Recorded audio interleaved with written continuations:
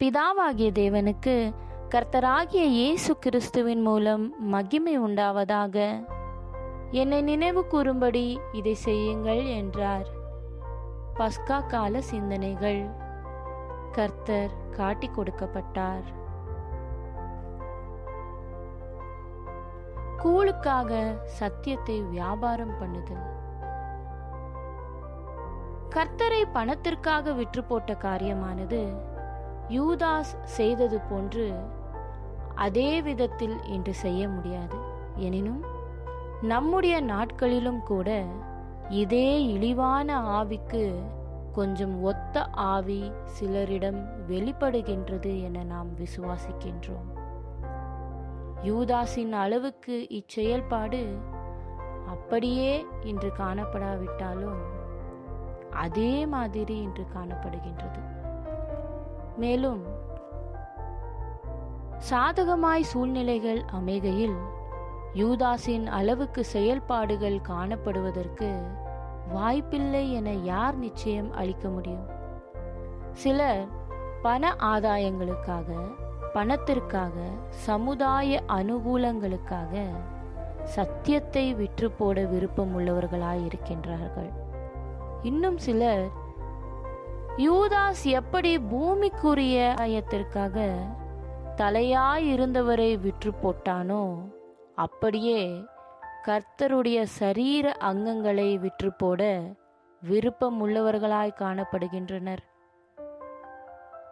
அதாவது ஒருவரை ஒருவர் தீமைக்கு ஒப்பு கொடுப்பது மற்றும் கிறிஸ்துவின் சரீர அங்கங்கள் மீது தீமை, உபத்திரவம், எதிரான காரியங்கள், துன்பங்கள், நிந்தனைகள் முதலியவைகள் வர உதவுவதே ஆகும். எனினும் இப்படிப்பட்டவர்கள் ஒரு காலத்தில் யூதாசை போன்று இத்தகைய பொல்லாத திட்டங்களையும் நன்றியில்லா தன்மைகளையும் உடையவர்களாய் இராமல் முற்றிலும் நல்லவர்களாகவே காணப்பட்டிருந்தார்கள். இன்னும் இப்படிப்பட்டவர்கள் ஒரு காலத்தில் சுயத்தின் மீதான அன்பினாலோ, பணத்தின் மீதான அன்பினாலோ அல்லது வேறு எவ்வித தீமையான காரியங்களினாலோ அபிஷேகம் பண்ணப்பட்ட சரீரத்தின் அங்கங்களுக்கு பாதிப்பு உண்டு பண்ணத்தக்கதாக ஏவப்படாமலே காணப்பட்டார்கள்.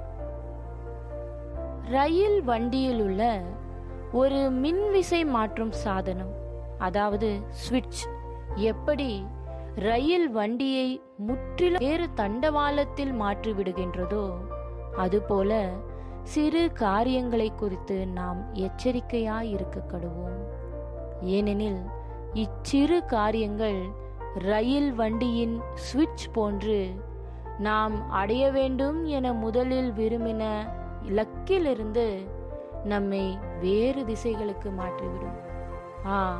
ராபோஜனத்தின் போது ஆண்டவரே நானோ என்று எழுப்பப்பட்ட கேள்வியை ஒவ்வொருவரும் தனக்குத்தானே கேட்டுக்கொள்வது எவ்வளவு நலமாயிருக்கும்.